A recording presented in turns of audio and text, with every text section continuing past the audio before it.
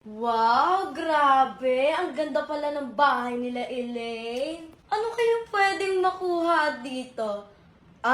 Alam ko na. Punta kaya muna ako sa kwarto ni Elaine. Ay, totoo nga ang chismis. Napakaburara. At ang baho.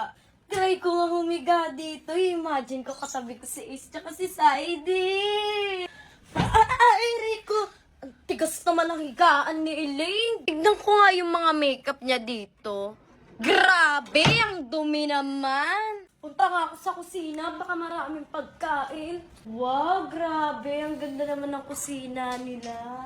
Ano kaya pwedeng makuha dito? Tignan yung microwave, ang ganda sobra. Kunin ko kaya tong microwave.